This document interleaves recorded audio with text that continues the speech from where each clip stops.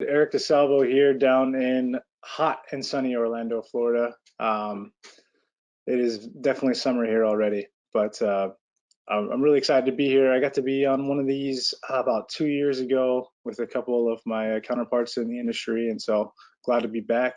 I myself here at UCF have been here full time since 2011.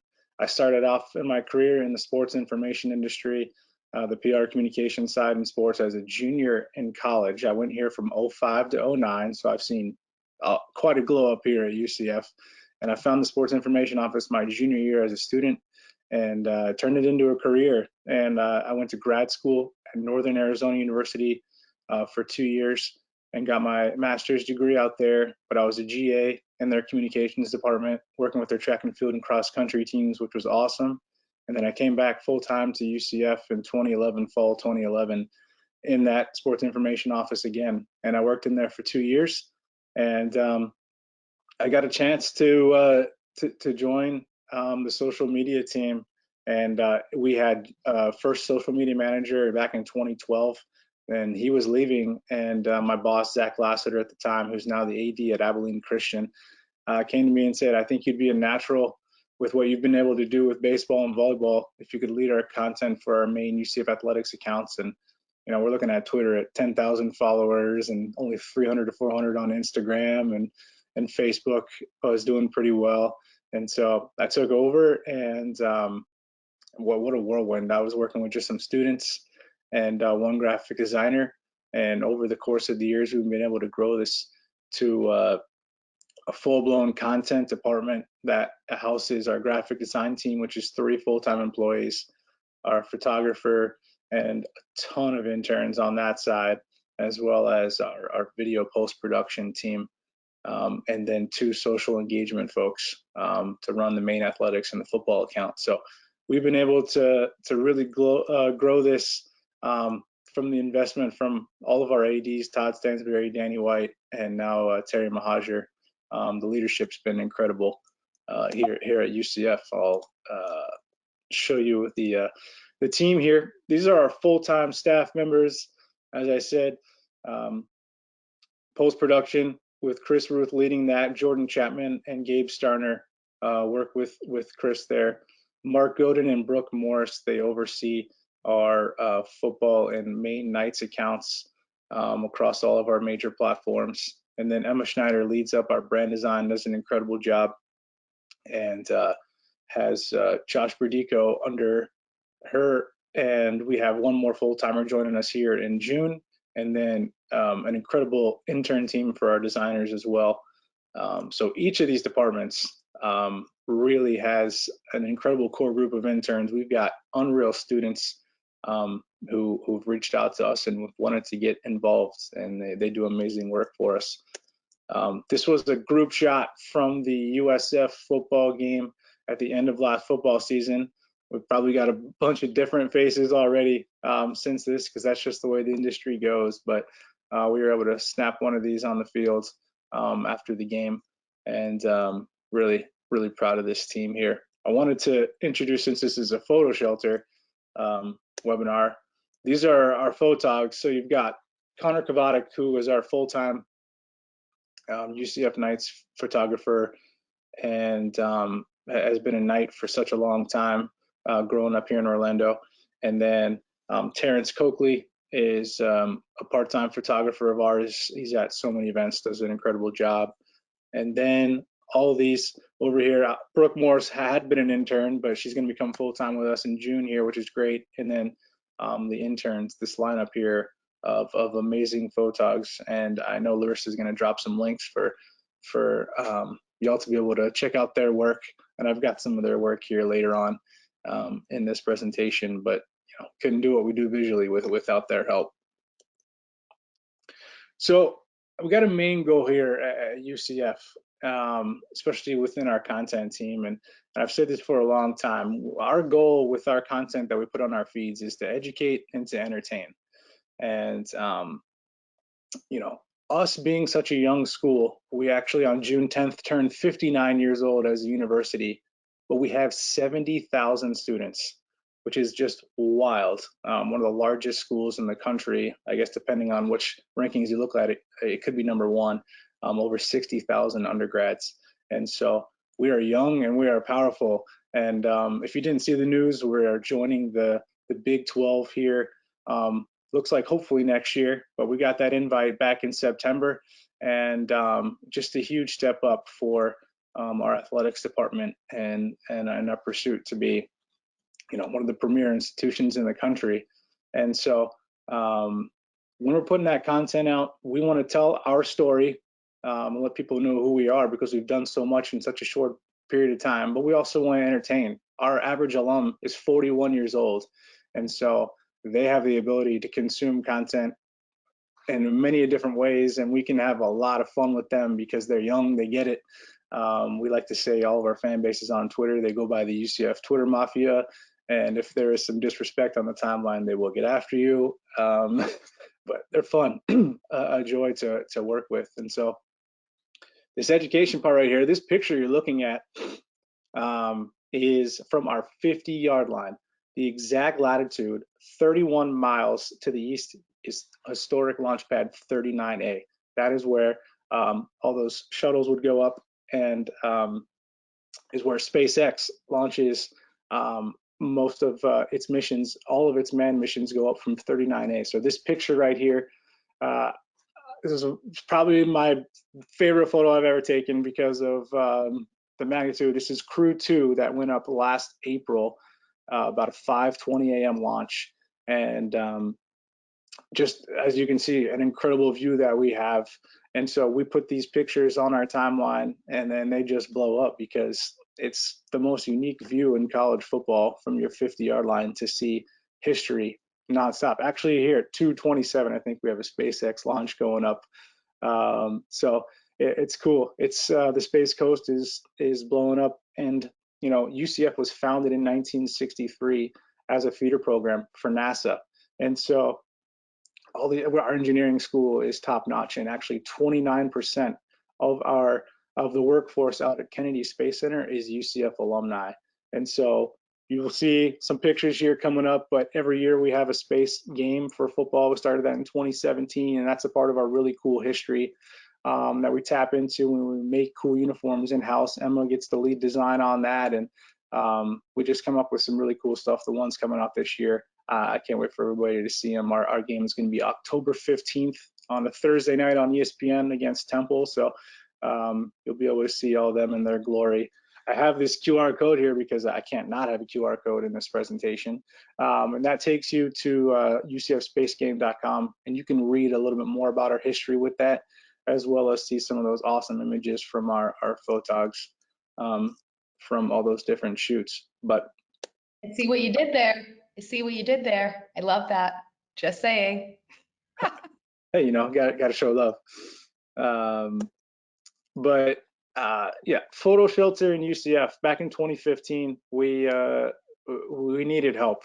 All of our photos were everywhere. They were on cards. They were on servers that we had no wireless capability to get to, and so we linked up with PhotoShelter, and we're able to start archiving there.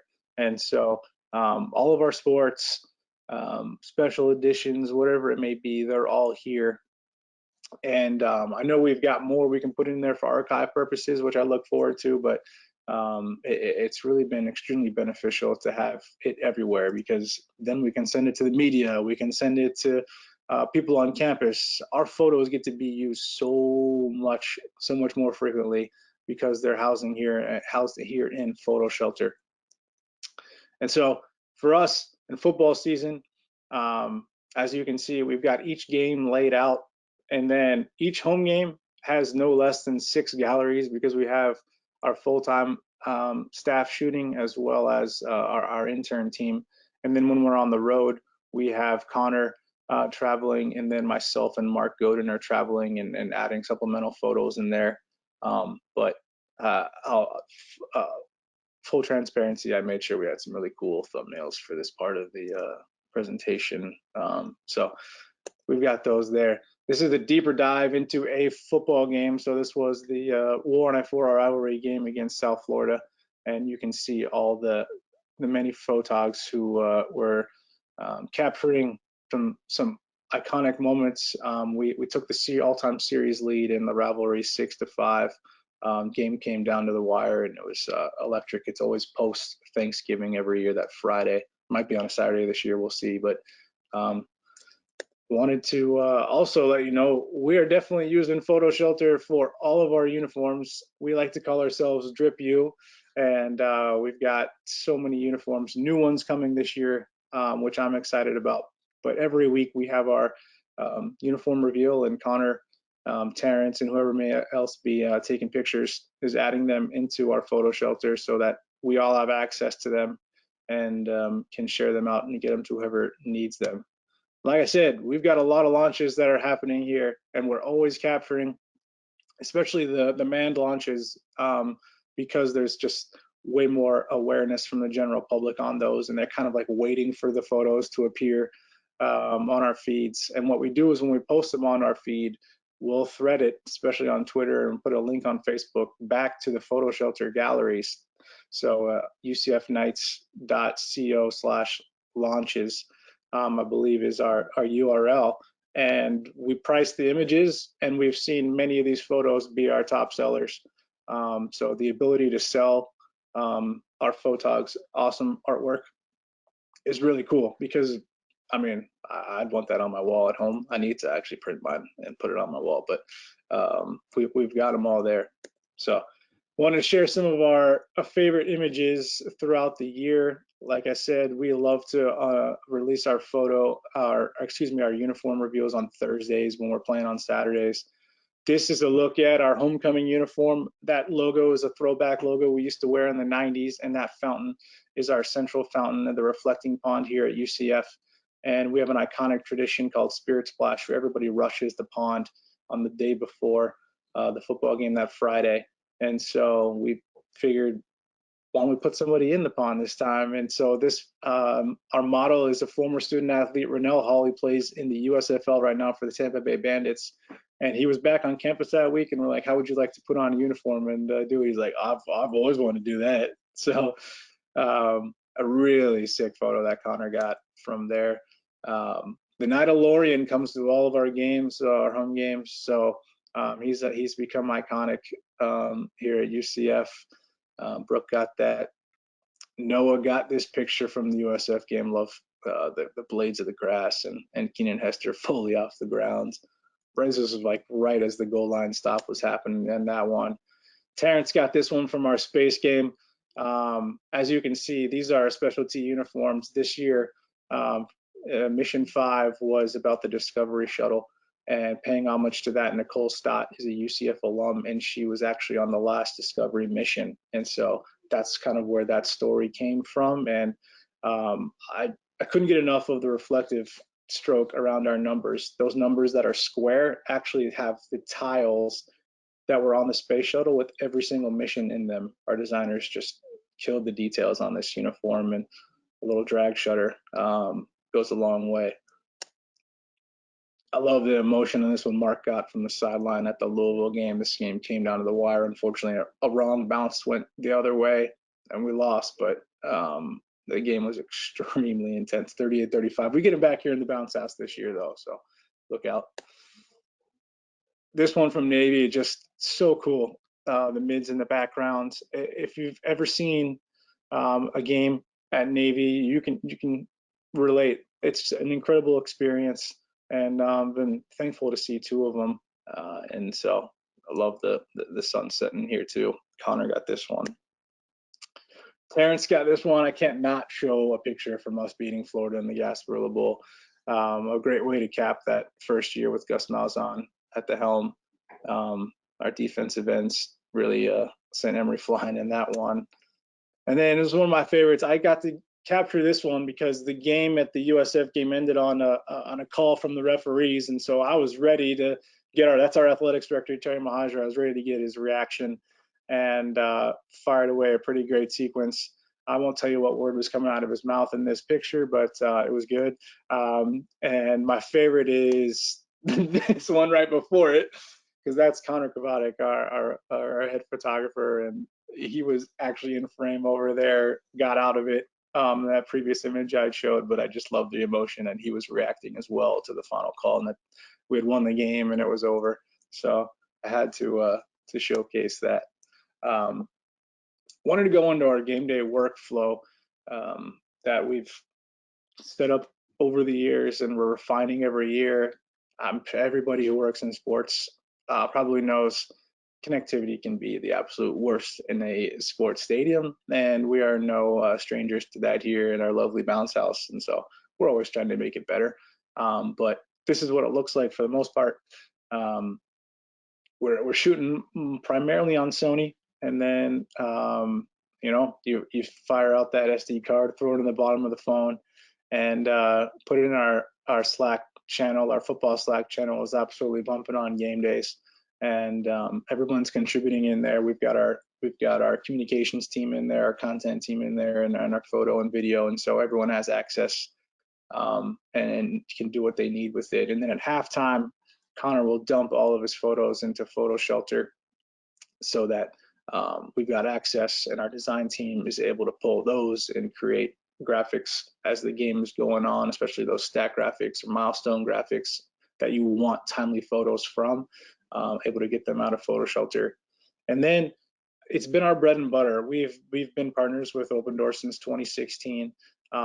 We've always been about student athlete content and getting content into their hands. We were the first school to actually push a video through a student athlete with Shaquem Griffin. If you remember Shaquem here in 2017, pushed a video out through him and saw the benefits of how, wow, this is getting way more engagement than if it came from our football account. And so it's really cool to see how content performs through your student athletes. Getting your content into the right people's hands is something we're constantly thinking about. We do it to this day. How we have a video, like, yeah, I could do okay from that main sport account, but what if the coach put it out? Awesome, let's do that. And so we're always trying to find the best audience, which will get us the best engagement. Sure, I love to see our engagement numbers from our main sport accounts be up there with all of the other sport accounts in the country, but at the end of the day, I know we're serving our fan base as well as our student athletes, our staffs, our coaches best by being able to have this different strategy of just getting content into the right people's hands, and PhotoShelter into Open Doors, and being able to utilize the AI tagging and Open Doors to make sure our student athletes are getting those pictures right away is a huge workflow for us. And Mark Godin really does a ton of that for our football, and then our sports information communication folks are doing the same for their respective sports. And it's kind of like we told our student athletes, this is how you get your content. Have that Open Doors app on your phone, and you'll be able to get photos and videos whenever we got them for you. So while we're here today, marketing our football program and doing it in a unique way, and being the future of college sports is something we've said here for a while, but it really hit home when we hired Gus Malzahn February of 2021. And he came in here in his first press conference, and he set that thing on fire, and just absolutely won over the fan base, and said, this was the future of college football because of the size of Orlando, no NFL teams, the best brands in the world being here, the size of the school, the youth of our alumni, and then, looking into the future, we thought we had a good shot at getting into a Power 5 conference, and sure enough, we are here in the Big 12. And so having to not be able to not be negatively recruited in that way is a huge benefit.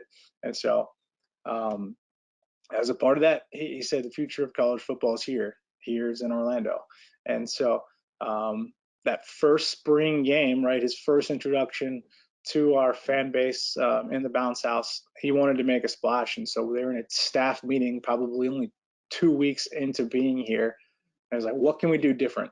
NIL is coming July 1. We want to continue to showcase that our student athletes are our first priority and getting them out there.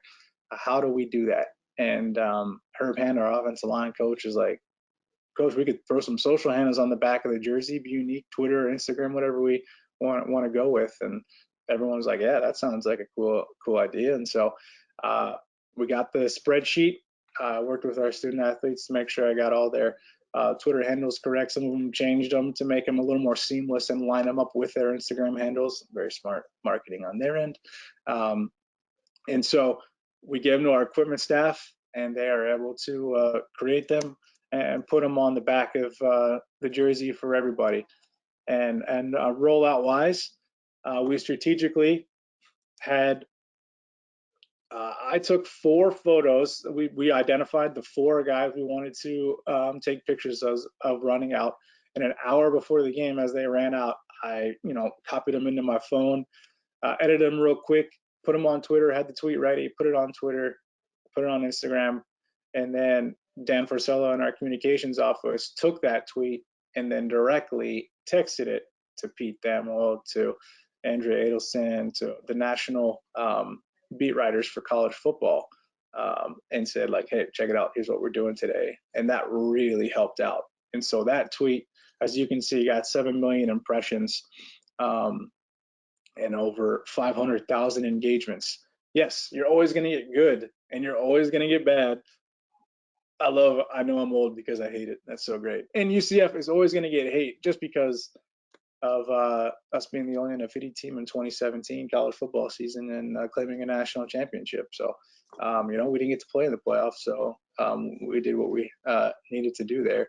And so we're always going to get extra hate because of that. But, it's cool to see the positive, the negative, all of it. But at the end of the day, we just want engagement. We want people to know who we are and that we're pushing it here. And we're pushing it for our student athletes. At the end of the day, that's who this is for. And so it went over well. And what do? We got to figure out what we're going to do for next year. And people were wondering that. And so in January, SJ Tui, who was our chief of staff, SJ Tui, you might remember that name, the Tui family from The Blind Side. SJ joined us when Coach got here. And he's awesome, super innovative guy, gets it completely, and is heavily leaned on by Coach and myself and many here to continue to push us forward. And so he and our head equipment guy, Brad Anderson, they were talking about doing QR codes on the helmets. I was like, yeah, helmets be good, but that'd be like really tough to scan. And so we decided, how about the back of the jersey where the number is, because not only is that going to be easier to scan, it's completely obnoxious and it's going to get even more attention. So we were able to work it out to Brad from equipment ran it out, had a company who we could utilize to put QR codes and stitch them over the numbers on the jersey so we didn't have to remove the numbers. And then I found a QR code company online and was able to upload a Excel spreadsheet that had all the names as well as the URLs to each player's bio page. And so we decided to land on bio pages because we controlled the bio page through our web provider, and it was going to be the easiest way to edit that because we already do. We kind of were like, man, maybe we give them link trees, but then that would be just too much maintenance for us to not be in control of. And so we decided on the bio page. And so Dan took the bio page and added buttons to it. He added the guys' socials they wanted to it. He added a button if somebody had merchandise page, as there's a merch page. He added a button for a gamer tag if someone had a gamer tag. A charity someone wanted to promote on their page, you can do that too. And so we're doing our best to lead people to these guys to, either strike a deal with them later to promote their companies, whatever it may be, right? We're trying to help our guys get the most NIL opportunities in the most compliant way. And so that's what we settled on there and to help out. And so we decided this time we wouldn't wait to game day to get this out. It was Easter weekend and we needed to get it out the day before. And so a couple of days before the game, we had a photo and video shoot in the tunnel. And so Mark snapped photos and Chris Ruth put together a video, and Skylar Kaplan, our motion graphics designer, did a killer job of tying it all together in an unveiled video that's in the middle here. And so put this together, and of course, like I said, we're always trying to put our student athletes out there first. So we sent the guys who were a part of that photo shoot, we sent them their photos and helped them get their tweets out. collaborated with them on Instagram, by the way, the best feature for people in our positions. And so it really took off there. You know, that initial tweet didn't get as many engagements as the one the year prior to, but it's because we were able to talk to a couple more people beforehand. So like Ross Dellinger from Sports Illustrated wrote an article because he was in Coach Malzahn's office a couple of days before the game and saw the jersey, and Coach was all giddy about it and was like, yeah, we're going to do this. And so he wrote like a little piece about it, and we saw it everywhere. It was on the overtime. I think House of Highlights put it out there. What's cool, and then as we're wanting these guys to be promoted and catch more followers, like Devontae Brown, he picked up over 1,500 followers on Instagram that day that this came out. There were, and then by the end of the weekend, Isaiah Bowser, our running back, talk about a marketing name right there, Bowser, and he's a bruising running back. He had the most scans. He had just shy of 1,000 scans on his QR code throughout the weekend. And so really cool to see people take part and want to pull out their phones and get pictures. And so showing some of the imagery from this game. This is Nakai. He's a freshman. So I love the framing of the future there in our tunnel. Amari Johnson and Jordan Johnson after a touchdown. You can just see how the uniform, we didn't do anything with obviously the number on the front, and then the back. I mean, Brad and his crew from equipment, they did a great job because they were able to invert the QR code. So if it was a black jersey, it was white jersey was black. So worked out perfectly. We're always going to try to get some great face and emotion. And then this is the pains of a spring game where you're a player and you need to play on both teams. And so I had to throw on his white version of the jersey in game.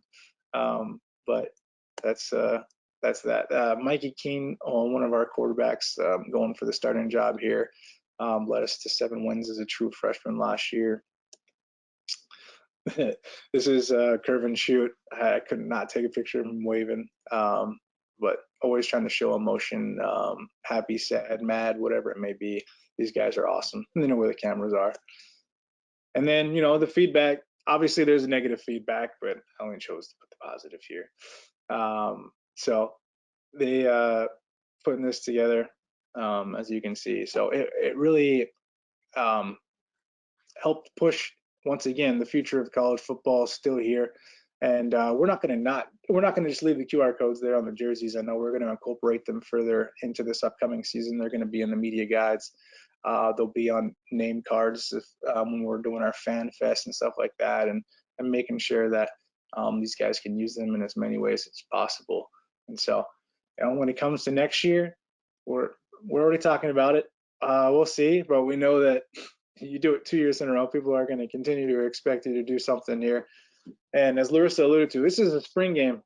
And so to be able to be up there and have people know when UCF football spring game is, and seeing like Sports Techie and The Verge, right, articles, right, you're reaching audiences. Someone said Kelly Ripa and Ryan Seacrest talked about it for like 2 minutes on the Monday episode of Live with Kelly and Ryan. And so like these are audiences that UCF football is not used to reaching. And so that's our goal, right? Is to educate and entertain. And so I'd say we're able to do that once again, and we're just going to continue to try to do that here. And I'm thankful that we have coaching staffs, not just in football, all of our sports, they get it. And then our leadership here definitely gets it, and we've got the fan base who can amplify it so much because they are just growing and growing by the day. So one of my favorite photos from that game, Brooke got this one, but I appreciate it, Larissa.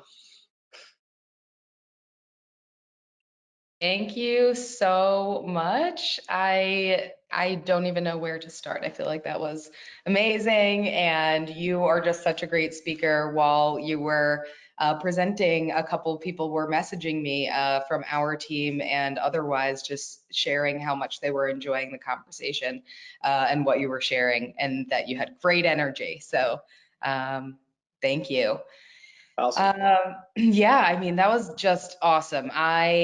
knew that I heard a story when we first chatted, and I'm really glad that the, organic news media made its way to me, who is, I will say, not like the most avid sports fan, but I feel like every single thing you're doing is getting me into being like the number one UCF fan. So kudos to, all of your marketing work and everything. We do have a lot of questions, some really thoughtful ones from the audience that I would like to start with first. So do we have you have like 5-10 minutes to answer some Qs?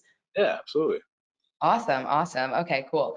So we're gonna actually start with Brendan Hall. He has a question.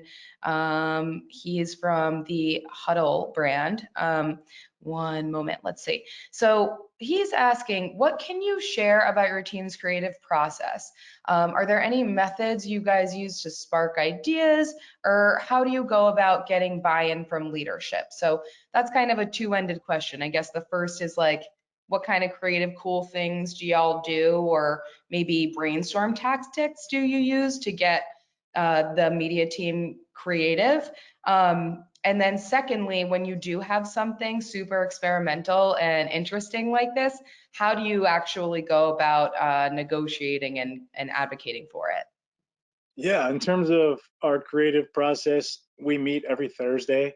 Um, but I think the key to our creativity is bringing in people who aren't just in um, photo, video, and social engagement. And so we've got our communications team in there.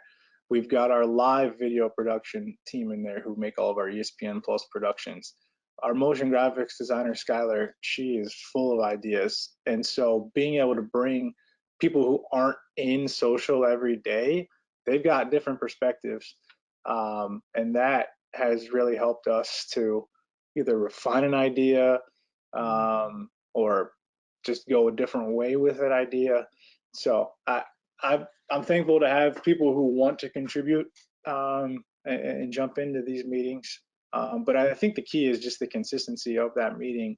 And we had done it in the past. It kind of fell off, but then once COVID calmed down, we were able to get back to being in person and being in that um, an environment to being together and brainstorming ideas. So I think, but the different backgrounds has really helped. And then when it comes to buy-in, um, like I said, I'm thankful we have a young staff as well as a staff who understands who our fan base is, and because of that, we've stayed true and we're going to push it. Like you already have those schools with over 100 years here in the state of Florida, with Florida, Florida State, Miami, and so we've got to be different.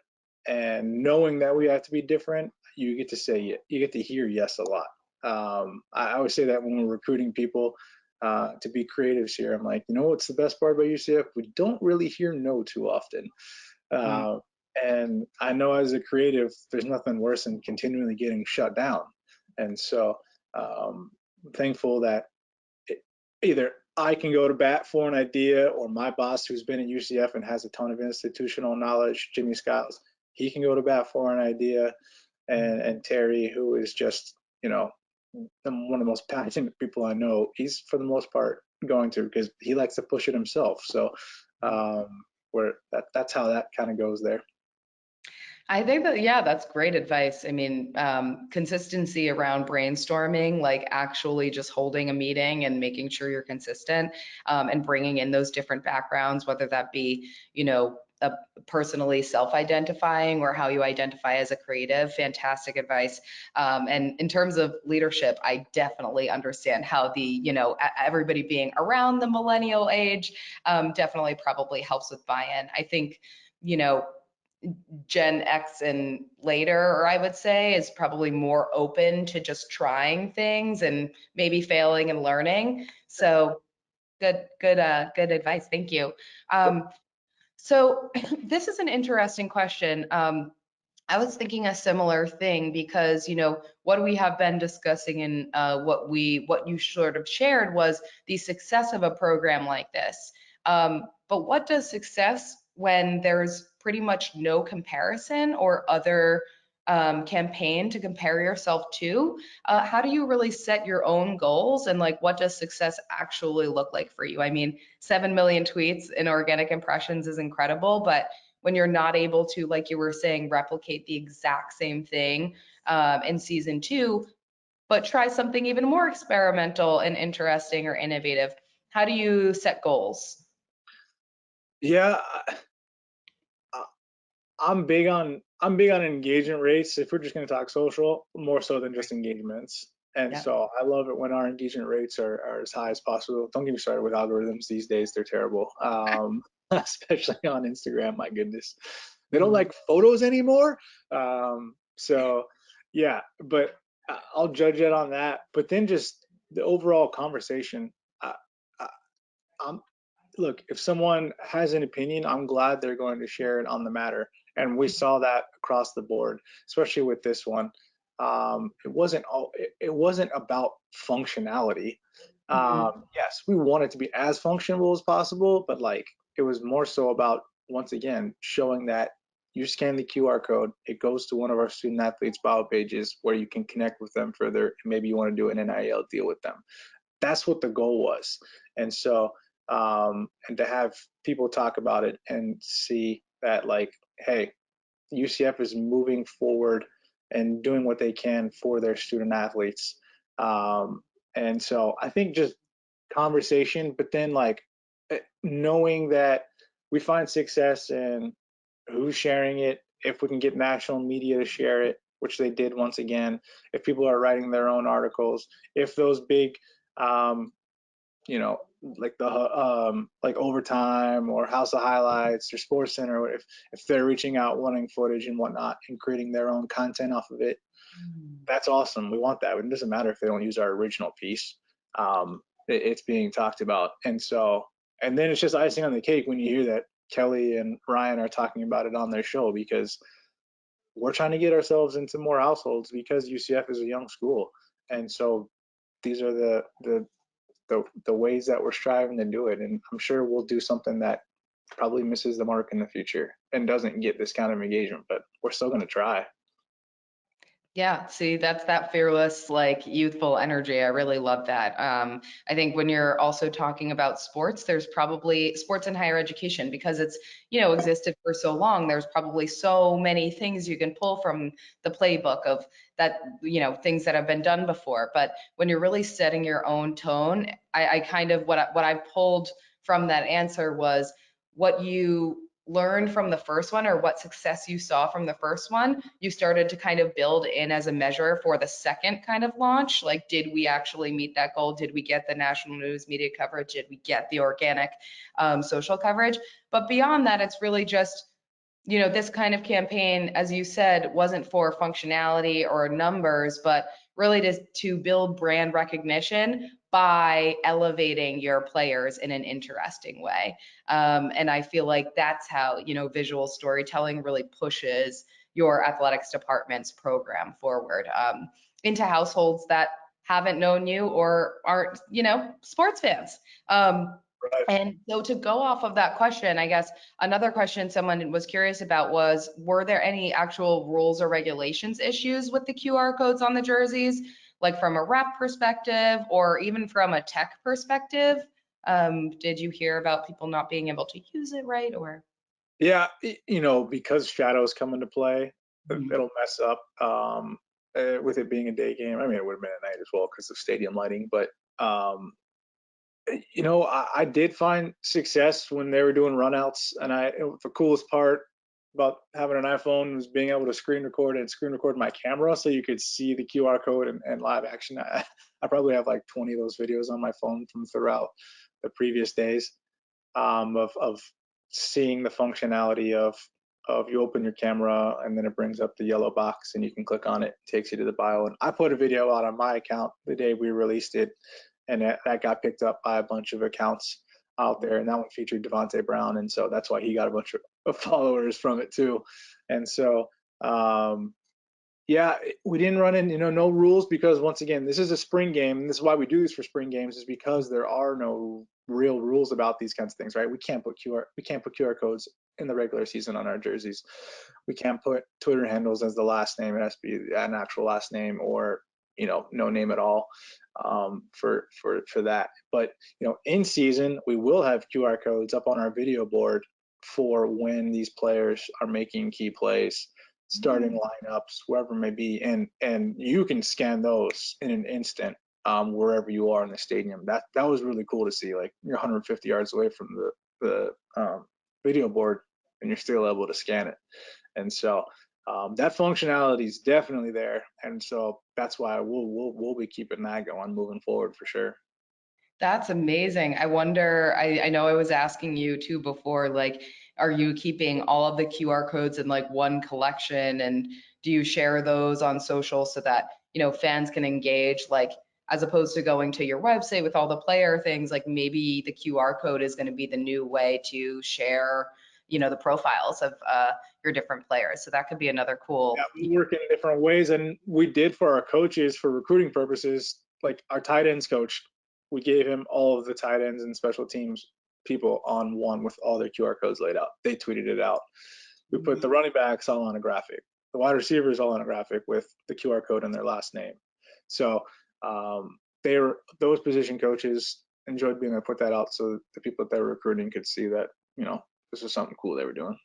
Right. That's so awesome. And I especially love, okay, this is like a random question that's an aside from my own mind, but I love that you're also building the brands and or capitalizing off of the built brands of the coaches already that, happen to come and that you recruit to the athletics department and program. And I'm obsessed with that Gus Malzahn rally cry. Did you guys actually make that billboard, or was that just like something fun that you just did? Oh no, the one. So that was another one of his things when he got here, was we need to put billboards up. So we put billboards up in strategic places, and we did. When you're on a trip and it says like 300, 200, 100, we did that. And so down in Miami, it was like 236 miles to the future of college football. We made sure it was on like the turnpike going north. We put Yeah. one in Gainesville, like 132 miles to the future of college football, and we made sure it was I-75 headed south. We put one in Tallahassee. We put one in Jacksonville, and we put one over in Tampa. And then because Atlanta was a huge recruiting ground for them, we put one up in Atlanta, and that was the one that was in the presentation, was the one that was up in Atlanta. The future of college football is in Orlando, so that, not mileage wise, but just Orlando. And so, yeah, that billboard campaign. And then after the game, when we beat Florida in the bowl game, we used this photo and strategically only put up a physical billboard that said 136 miles to the future of college football, with the picture of him and the gator behind him. So I that one got some play. And then right now we are doing a billboard campaign featuring our student athletes helmets off, so that you can see their face, big name. And we did a series for hometown heroes, people who were in Orlando, who grew up in Orlando area. And so we have a player who grew up in Apopka, which is northwest of town, and there's a digital billboard up there, and someone tagged him in it in their story, and his mom like shared it and is like, you better put on for this team because they're putting on for you. And I was like, that's so amazing. And then a couple others from the suburbs around Orlando too. So we'll have more player specific, helmet off, so people can see who these guys and gals are when it comes to our student athletes and their name being big. So we're just trying to brainwash people of, these are real people that you can see outside of game day. Yeah, that's the guy who made that touchdown in that game. That's what he looks like here. Support him. And so that's our goal there. I think that's amazing. I think there's something really cool that you're doing. A couple of things that are really interesting and cool about what you're doing. And I'll just take a break from the questions really quickly. So the hometown heroes piece and just you elevating the sports, the student athletes as human beings. I've noticed that trend in professional sports, just humanizing the athlete beyond just being an athlete or high performer. I think that's super important because, people are multifaceted. So although their superhuman performance, makes us kind of crazed for that performance. I think there's many, sides to an individual. So I think that's really great that you're adding a human face to them. And two, to your point of leaning into amplifying the student athletes as a way to also reinforce and build the brand recognition for the school. I just think it's incredible because what other influencers are better to kind of engage and activate than the networks of these actual student athletes. So one of the questions I was going to ask was, getting content into the right people's hands, like what other influencers kind of expand your fan base, like are sports betting, folks right now, or is it really like families and super school fans and that kind of thing? Because I really think the fan base and the family support around the student athletes can go very far in terms of organic media mentions and social mentions. Oh yeah, we see that a bunch. And what's cool about being in Orlando is you got some professional teams, right? So the Orlando Magic are here. Well, Cole Anthony, who is a point guard on the team, is an infectious personality. I didn't know he was coming to the game, but he's there with RJ Hampton, and they're on the sideline at our opening game against Boise State in football. And I get video of him going like, ah. He's like playing it up to the camera, and we put it out there, and like Bleacher Report reshares it, and because it's just NBA culture is everywhere, and people love these personalities, and so I'm like, this is jackpot, right? We got Cole Anthony and RJ, and everyone's loving this. And the Magic are obviously sharing it too, and they got plenty of followers. And then the next game, if people watch The Outer Banks on Netflix, Chase Stokes is the actor there. He actually went to UCF for a semester or a year, and so we were able to get him. He tweeted out like, "Hey, can I come to the game?" or something like that, and like we played it up that week. Like, yeah, absolutely. We made it. We photoshopped him in a UCF shirt from one of the episodes and stuff like that. And we're like, John B's coming, and so he worked with SJ Tui. We got him tickets, and he was in coach's box for a bit. But then he came down to the sideline, and I've never heard shrieks so loud from the stands because he was circling the field. And then in the fourth quarter, he decided to go give high fives in the student section, and I'm like, this guy is crazy. And we were able to, Lexi, our intern, she was able to do the Outer Banks intro with him and time it perfectly as a TikTok sound. And that TikTok got over 2 million loops. And so, and then on Instagram, a carousel of us showing him on the video board when he was field level, combined with like 4 photos, got over 100,000 likes.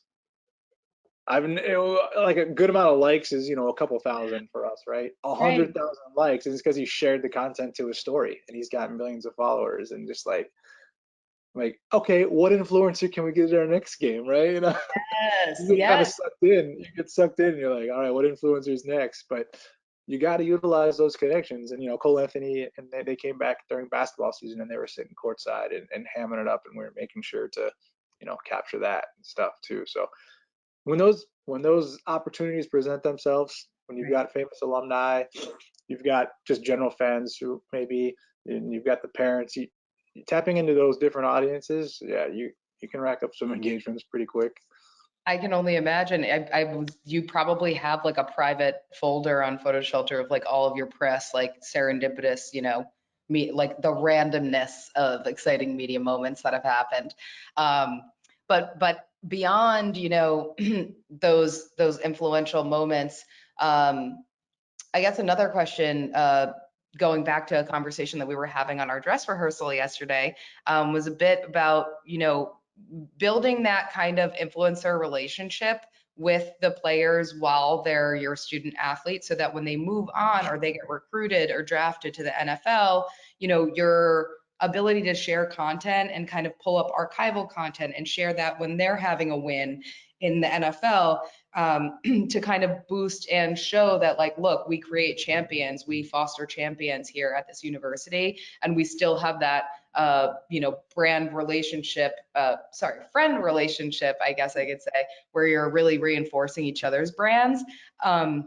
Can you talk a little bit about that and like what that workflow looks like a little bit when you're, yeah. It's been awesome. So that's why I wanted open doors back in the day. Like Brandon Marshall was killing it for the New York Jets, and I was like, man, can you imagine if we were able to get some UCF content, throwback content in Brandon Marshall's hands easier, like to show that he was at UCF back in the day. And then I saw a presentation at a digital conference, and Blake from Open Doors was there, and I'm like, let's do it. And so we were able to get, and it started with just those pro alumni, and then we were able to get our AD and our head coach, and then student athletes on there. But that's where it started, was with pro alumni, and so I'm fortunate to have worked with, from 2011 on in a full-time capacity. I've worked with our football team in one way or another. And so I've been able to build these relationships. And so when guys come home, like, I get to talk to them and hear how they're all doing, but having that relationship goes a long way. And then our strategic relationship with the NFL happened when Shaquem Griffin went to and got invited to the NFL Combine. We had 4 invited to the NFL Combine that year after our 2017 season, and Shaquem was one of them. And the NFL invited, it was the first year they invited college teams to cover their student athletes, now just pro athletes, in the Combine. And so we got to go up there, myself and Zach Peterson, who was here at the time, doing a video for us. We got to cover it. And Shaquem Griffin, if you remember, ran a 4.38 as a linebacker, and just set the Combine ablaze. And Shaquem had his right hand amputated when he was 4 years old, I believe. He had amniotic band syndrome, and so all of his digits didn't form on his one hand, and so they ended up taking him off completely. But and so that was a story in its own. But then his ability to perform just took off even further, and so we got invited to the NFL draft that year too, and we had 4 guys drafted, and Shaquem was drafted, and he was there, and we got to capture the whole behind the scenes stuff. But that started a great relationship with the NFL, and so to now, where we're on Sundays, we've got Gabriel Davis here making playoff records with 4 touchdowns for the Buffalo Bills against the Chiefs in that iconic football game, and the NFL is sharing content with us as quick as they get it, and so we're able to put out their field level clips right away and rack up engagements, and able to share out images, and then work with Gabe and get stuff out through him too, and share with him. And so it's really cool to see, this school is so young and to have such a quick glow up, be able to have, strategic partnerships with so many, and it's only continuing to grow. And, as an alum, it just makes me even more excited. I can only imagine the pride that you're beaming with, truly, because having a hand in that and having a hand in just like building brand recognition in this really fast-paced, like millennial, totally digital way. I feel like you've built the resources, you've built the team, you've built the creative assets, and you're really just helping yourselves collaborate with like the right types of folks to get your brand out there. And beyond, just building the brand, you're really building community, with all of the, not just like experimental or innovative things we've touched upon today, but the fact that they have, heart, and they're really rooted in where you're from. And so I really love that piece. I can thank my dad. I can thank my dad. He's class of '75. He was like the 4th graduating class here when it was Florida Technological University, and so he started the trend. And my brother graduated in 2008. I graduated '09, and my sister graduated in 2018. So my mom got nobody to go to Florida State. Sorry, mom. But we're all Knights. She's adopted Knight. I love it. Oh my goodness. Well, we got to get mom like a t-shirt or something. Oh, she's got plenty. Yeah, I was gonna say she probably has all the swag. She's got Oh plenty. well, I am truly I'm just so excited for you all. I can't wait to see you keep growing and to can't wait to see what you keep creating. Are there any, I guess, cool or experimental things you can share with us that you've got going on for the preseason or summer or? We got a new uniform rollout here coming, and we're gonna try to do that in a really futuristic way.